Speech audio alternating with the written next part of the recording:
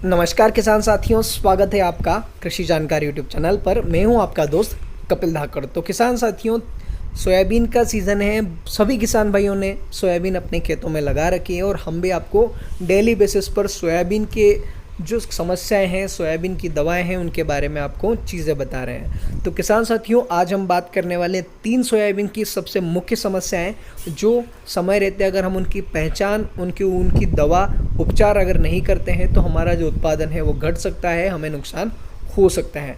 तीनों ही सबसे बहुत ही घातक समस्याएं हैं और सोयाबीन में अभी सभी क्षेत्रों में, मतलब ये कह सकते हैं सभी क्षेत्रों में आ ही चुकी हैं। तो सबसे पहली जो समस्या है वो है तना मक्खी, दूसरी समस्या है गर्डल बीटल और तीसरी जो समस्या है वो है राइजोक्टोनिया या फिर जड़ सड़न, जिसे हम कह सकते हैं। तो किसान साथियों, आज हम इन तीनों ही समस्याओं के बारे में बात करेंगे और इनका बेस्ट उपचार कौन सा है और कैसे इनकी पहचान करें, पूरी ही जानकारी देखेंगे। तो चलिए किसान साथियों, शुरुआत करते हैं। तो किसान मित्रों, शुरुआत करते हैं तना मक्खी से। तो जैसा कि आप देख पा रहे हैं, ये है वो तना मक्खी जो पिछले 3-4 सालों से बहुत ज़्यादा प्रचलन में है और बहुत ज़्यादा नुकसान इसने 2020 और 2021 में किया है। सबसे पहले शुरुआत करते हैं इसके लाइफ साइकिल से। तो किसान साथियों, एक एडल्ट मक्खी जो होती है तना मक्खी, वो लगभग 8 से 22 दिन तक जीती है और वो कुछ इस प्रकार से तने के अंदर, सोयाबीन का जो तना होता है, वो जब सोयाबीन हमने लगा दिया उसके 19 दिनों के अंदर उस तने के अंदर, जैसा कि आप देख पा रहे हैं, इस प्रकार का छेद बनाती हैं और इस छेद में अपना एक अंडा छोड़ देती हैं।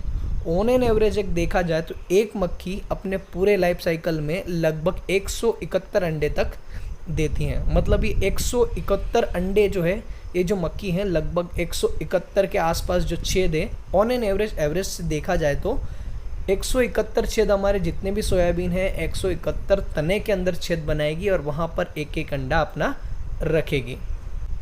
और किसान साथियों, ये जो अंडा है, ये अंडा लगभग आने वाले 2 से 4 दिनों के अंदर एक लार्वा में कन्वर्ट हो जाएगा। जैसा कि आप वीडियो में देख पा रहे हैं, ये जो लार्वा है, ये लार्वा अगले 6 से 12 दिनों के अंदर जो प्यूपा है उसमें कन्वर्ट हो जाएगा। पर ये 6 से 12 दिनों तक अपना जो पौधा है, उसका जो तना है, उसके अंदर का जो जाइलम है वो खा जाएगा। मतलब उसको काला काला और खोखला बना देगा। और 6 से 12 दिनों के अंदर जब तक ये प्यूपा में कन्वर्ट होगा, तब तक हमारे सोयाबीन की जो कंडीशन है वो बिगाड़ देगा। प्यूपा में कन्वर्ट होने के बाद ये कुछ नहीं खाता है और ऐसे ही पड़ा रहता है और ये प्यूपा से जो ये मक्खी बनने में वापस 5 से लगभग 19 दिन के आसपास का समय लेता है।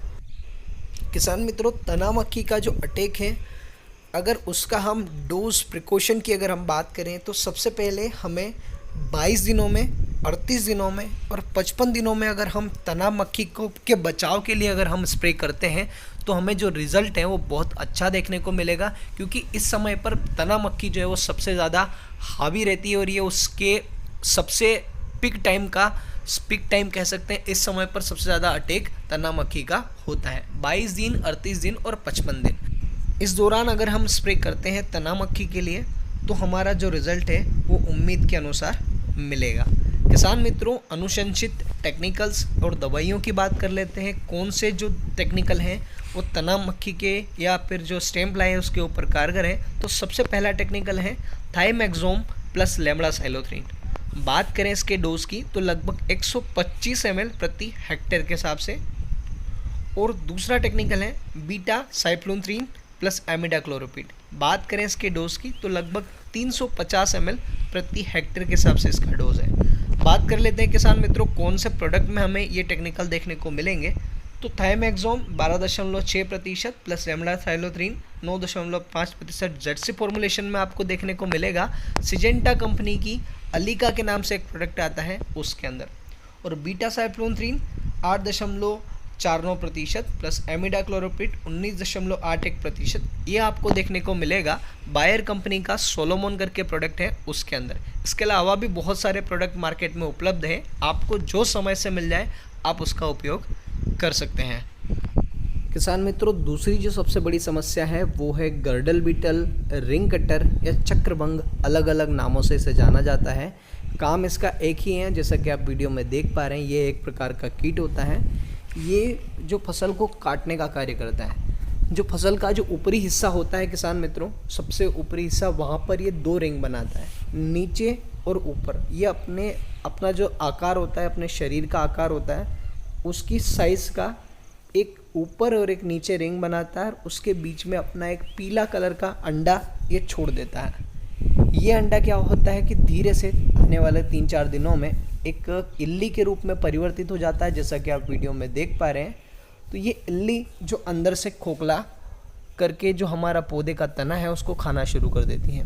किसान मित्रों, जब ये रिंग बनाता है हमारे फसल के ऊपर, हमारे सोयाबीन के ऊपर, तो वो नर्म वाला जो हिस्सा होता है वो अपने आप लटक कर झुक जाता है, और आने वाले 2-3 दिनों में जो ऊपरी पत्ते हैं, जैसा कि आप वीडियो में देख पा रहे हैं, इस प्रकार से सूख कर मुरझा जाते हैं।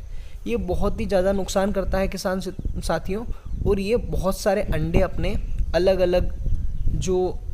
अलग जगह काट कर अपने अंडे दे देता है। एक अंडा एक बार काटने के बाद ये वहाँ पर देता है। लगभग 2 से 3 सेंटीमीटर आकार का जो साइज़ में काटता है, ऊपर और नीचे के जो रिंग जहाँ से बनाता है उनकी अगर साइज़ मापे, वो लगभग ये भी 2 से 3 सेंटीमीटर का होता है किसान मित्रों।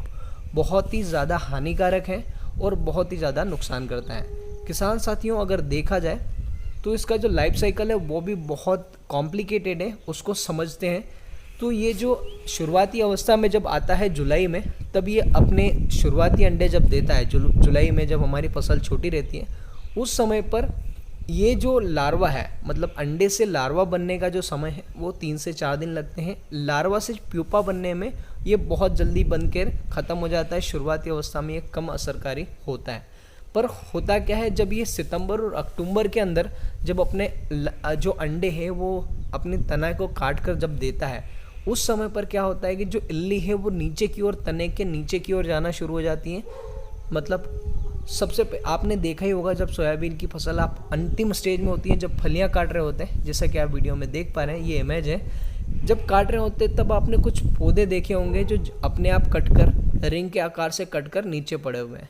तब उस समय पर क्या होता है कि जो रिंग कटर होता है ये नीचे की ओर बढ़ना शुरू हो जाता है और लगभग 4 से 5 सेंटीमीटर ज़मीन से ऊपर रहता है, और वहाँ से अपना जो पौधा है उसे काटकर नीचे गिरा देता है।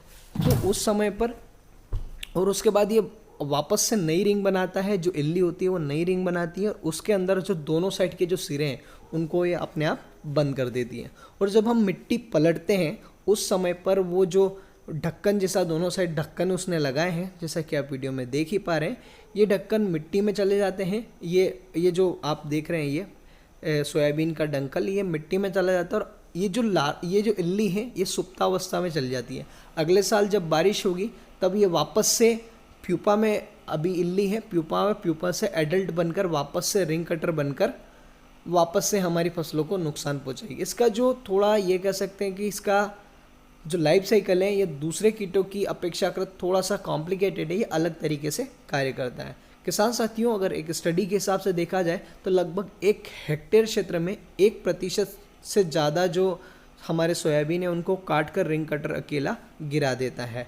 और अगर वजन के हिसाब से देखा जाए तो 1 हेक्टेयर में लगभग 5.5 किलोग्राम प्रति हेक्टेयर के हिसाब से हमारे सोयाबीन के उत्पादन में नुकसान रिंग कटर कर देता है।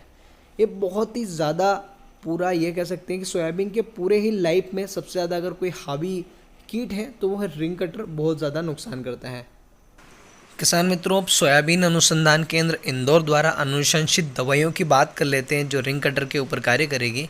तो इसमें थाइक्लोरोपिड 21.7% SC, जिसके डोजेस की अगर हम बात करें तो 750 ml प्रति हेक्टेयर। दूसरी जो दवाई है एमामेक्टिन बेंजोएट 1.9% EC। डोज की अगर हम इसकी बात करें तो 450 ml प्रति हेक्टेयर के हिसाब से इसका उपयोग करना है। तीसरी जो दवाई है प्रोफेनोफॉस 50% EC। बात करें इसके डोजेस की तो लगभग 1250 ml प्रति हेक्टेयर के हिसाब से किसान मित्रों इसका उपयोग करना है।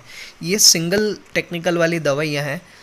किसान मित्रों, पूर्व मिश्रित 1 से ज़्यादा टेक्निकल वाली सिस्टमिक और कॉन्टैक्ट दोनों इंसेक्टिसाइड वाली दवाइयों की बात कर लेते हैं जो स्टेम फ्लाई और दोनों पर कारगर हैं।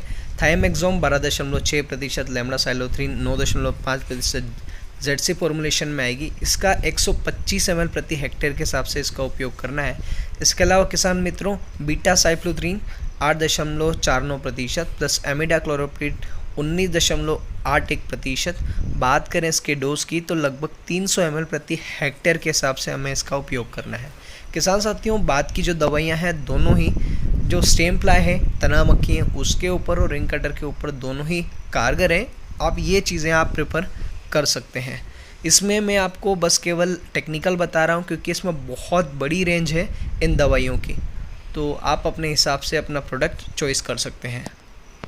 किसान मित्रों, तीसरी सबसे बड़ी समस्या है राइजोक्टोनिया या जड़ सड़न जिसे हम कह सकते हैं। जैसा कि आप वीडियो में देख पा रहे हैं, कुछ इस प्रकार से जो पौधा है ये राइजोक्टोनिया से प्रभावित है।